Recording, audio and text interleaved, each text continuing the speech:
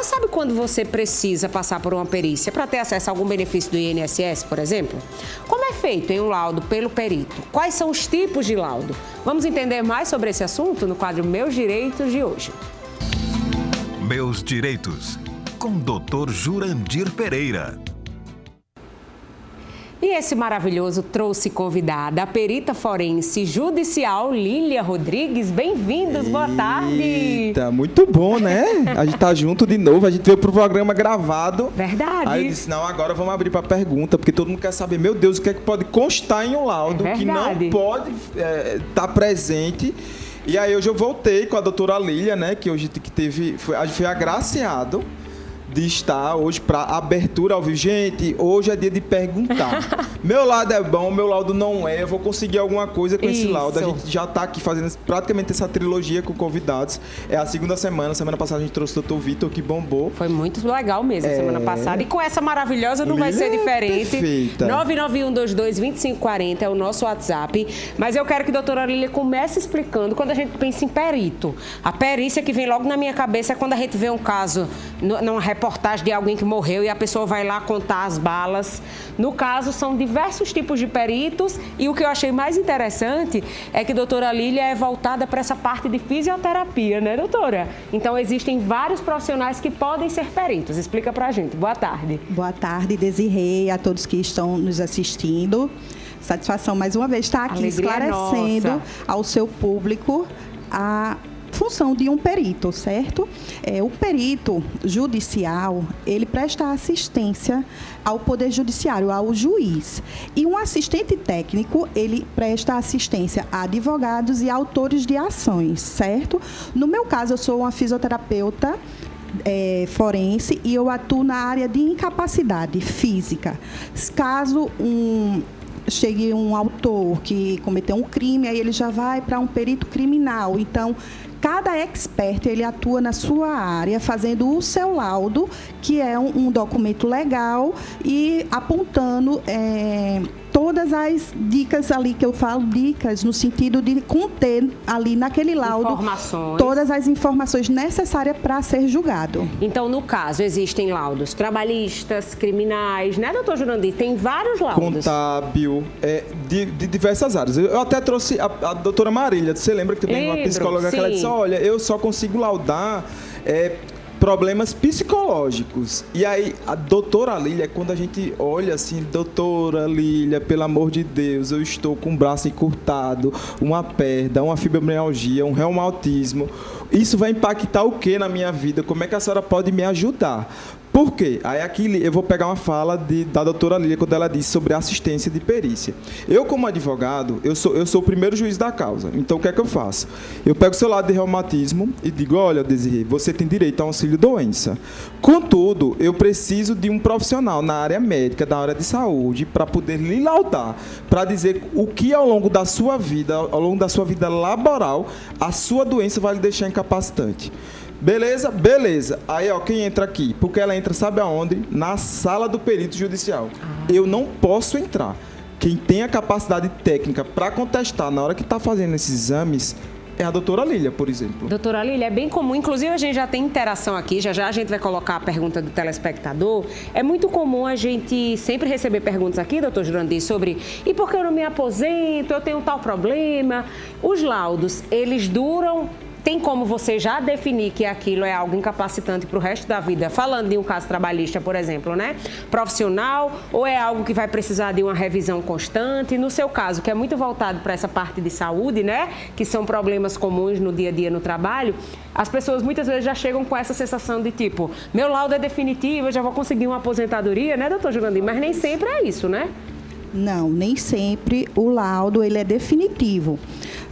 Primeiramente, a gente vai analisar o diagnóstico médico, certo? Nós, fisioterapeutas, nós conseguimos dar o diagnóstico funcional. Tá. Então, o diagnóstico médico é do profissional médico. Mediante esta patologia, se for de repercussão de incapacidade física e funcional, aí entra a fisioterapia, certo? Para estar laudando, está avaliando, fazendo uma anamnese, que a gente chama, que é desde colher aquela história, como surgiu a doença. Ouvir. A gente também pede que tenha os exames laboratoriais, de imagens, tudo que venha nos ajudar a elaborar este laudo, este parecer, né? No caso, laudo, quem é perito de juiz.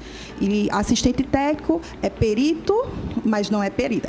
Chama-se no Código de Processo Civil, chama-se de assistente técnico, certo? Mas a função é os dois montar um documento legal para encaminhar à justiça e assim o juiz ter o melhor esclarecimento. Vai unir o laudo do perito dele, né, no caso, com o parecer, que é do assistente técnico, que é do autor da ação. E assim ele toma a decisão a favor ou contra do que foi solicitado, exatamente. né? Exatamente. E também sabe qual é a importância? Desculpa até estar entrando para falar. Não, pode falar. É uma questão de que, com Lília, por exemplo, ela orienta, né, quando eu passo assim, doutora, o que você justamente também não deve apresentar. Você não pode apresentar isso aqui porque vai dar, por exemplo, margem a outros questionamentos que seu direito não pode ser deferido através desse exame aqui. Por exemplo, um laudo, vamos citar um exemplo que a doutora Lília sempre fala, esse laudo aqui está dizendo que a sua capacidade dela é muito leve, que você pode ser, inclusive, ser reenquadrado para outra função dentro da sua empresa. No caso, assim, ele está exercendo uma função que é tranquila demais, ele pode ir para outra. Doutora Lília, pode acontecer isso? Sim, pode. A gente vai analisar o ambiente laboral com aquela incapacidade que o sujeito, o autor, ele venha estar ali buscando um laudo para que seja incapacitante. Mas aí... De repente, pode ser o tiro pela culatra, como fala, exato. né? Aí, quando eu vou fazer a avaliação, fazer toda a anamnese, aí aquele autor, ele não tem uma fundamentação para poder aposentar ou poder ficar em algum auxílio, seja doença, e se for acidentário. Então, a gente normalmente tem que fazer essa avaliação. E, às vezes, eles chegam já dizendo, olha, eu quero me aposentar. Eu quero meu auxílio acidentário. Mas existe uma forma da gente ver a doença. Um exemplo, eu tenho hérnia de disco. Tem pessoas que têm hérnia de disco e ela consegue fazer musculação, atividade física. Não é incapacitante, né, doutora? Mas em outra contrapartida é a mesma doença, mas quando a gente vai avaliar outro paciente que tenha hérnia discal, ele é totalmente incapacitante. É a mesma patologia, mas repercussões diferentes em cada pessoa. Tá vendo? Certo? Então, a hérnia discal não quer dizer que eu vou me aposentar e que eu não posso mais atuar na área.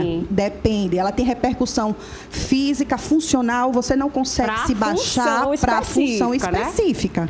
Entendeu? Perfeito. Então, a gente faz essa análise, porque tá lá no rol de doenças que ali eu posso me aposentar, mas tem que ter uma incapacidade junto com esta doença, certo? Bora ver o pessoal de casa já está querendo saber. Coloca aí em tela, 991222540 é o nosso número. Boa tarde.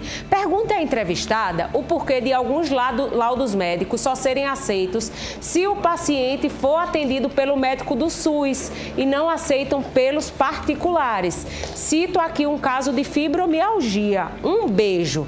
Pode ter essa obrigação de ter que passar por um médico do SUS, doutora? Olha, não existe esse regramento, certo? Nós acatamos sim laudos particulares como laudo do SUS, certo? Então, o que a gente vai no momento que a gente vai analisar o documento, que o laudo médico que chega ali com a patologia, a gente vai, porque eu não posso dizer assim, você não tem essa doença, não é a minha expertise. Se já está com o laudo do médico, eu vou somente ver o que é que essa repercussão dessa doença está atuando no seu corpo. Então, se ela passou pelo médico particular e ela recebeu esse laudo lá, ele é validado sim. Médico do SUS ou particular, ele dando o laudo, tá dito, tá batido o martelo, também, né, doutora? Também, nós juntamos toda a documentação, seja de SUS, seja de médico particulares. Tá. Certo? Tem mais perguntas, doutor Jurandir. Tu disse o quê, doutor Jurandir? Bora, doutora Lília, ajudar o pessoal de casa. Tiago, lá dos bancários, maravilhoso, sempre conosco. Qual é a validade do laudo médico para o INSS? Eu não sei se ele quer saber tempo. Me explica aí, doutora. A validade do laudo médico para o INSS, primeiramente, é o diagnóstico da doença, né? Quando você chega lá no INSS, que é um órgão privativo, ele tem lá os peritos dele, né? Então, quando você chega com este laudo médico, você vai passar por uma perícia e o médico vai examinar para realmente saber se você tem aquela patologia que veio laudado. Tá. Então, este laudo médico, geralmente eles levam para as perícias e ali é feito uma avaliação e ele vai dizer, realmente esse seu laudo tem validade, realmente você tem esta doença e ali é verificado que você precisa se afastar. Um exemplo, né? Se você tem uma doença, então ele tem essa validade legal, porque você precisa de um laudo com o diagnóstico da doença e também com o laudo diagnóstico funcional, porque o diagnóstico do fisioterapeuta, ele também é muito válido, porque ali ele vem mencionando todas as funções que estão inadequadas no seu corpo. Então, ali a gente também faz o diagnóstico funcional. O médico, ele emite a CID, que é o Código Médico da Doença. E os fisioterapeutas emitem CIF, Classificação Internacional de Funcionalidade, que é como se fosse um código. É um código também, que é reconhecido pela OMS desde 2003. E o nosso conselho respalda-se para nós fazermos o diagnóstico funcional através da CIF.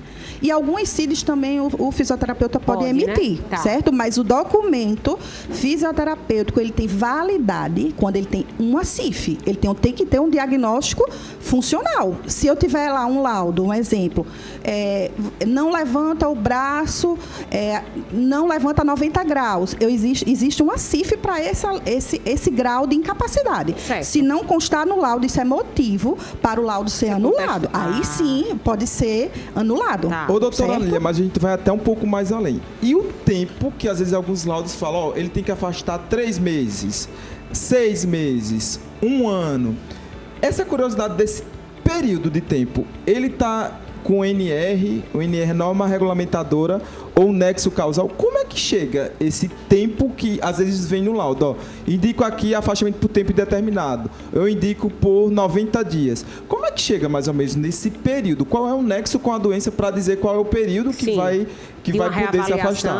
Para se reavaliar. Geralmente é feito um diagnóstico, uma anamnese, onde é colhido todas as informações, desde a queixa do cliente, no caso, né, do paciente, desde a queixa, histórico da doença. Então, são muitos achados que englobam para que o diagnóstico venha falando, um afastamento de 3 meses. Geralmente, aí, no diagnóstico médico, eu não tenho como lhe explanar, porque não é a minha área de atuação. Mas durante a fisioterapia, na área da fisioterapia, o que eu posso falar é que, mediante a nossa avaliação, nós colocamos lá todos os achados científicos, cruzamos as informações e ali a gente tem como classificar se é uma doença que é mais moderada, se ela é grave, se ela realmente tem uma deficiência definitiva. Função, aí, né? Eu tenho como mencionar, quantificando e qualificando, certo? Não é na doida não, viu, meu amor? É coisa chique e séria. Mais uma dúvida em tela, coloca aí pra gente, 99122-2540. Ana Marli, não pode faltar, maravilhosa. Boa tarde, maravilhosos. Em casos ou situações, é necessário, em que casos, na verdade, né? É necessário uma perícia só nas empresas ou para algumas situações, por exemplo, INSS? Sim, no caso do INSS, principalmente, né, doutora? Sim, na realidade, o laudo, ele é um documento legal. É algo que eu tenho, por exemplo, eu estou doente. Aí, sim, você não pode falar só de boca. Você tem que apresentar um documento legal. Ô, doutora Lídia, deixa eu só até interromper aqui, que é muito comum, até o doutor Jurandir falou, trouxe a doutora Marília, que era da parte de psicóloga, e às vezes a pessoa diz assim, eu estou doente por causa do meu trabalho. E precisa provar que isso tem ligação também com o seu trabalho, né? A gente está focando aqui na questão da fisioterapia, mas para tudo você precisa precisa comprovar que aquilo tem ligação com o seu ambiente de trabalho, como a Ana perguntou ali. Só para empresas ou INSS? Para tudo você tem que ter esse laudo, né? Para tudo. É um documento legal, é um documento validado. Então,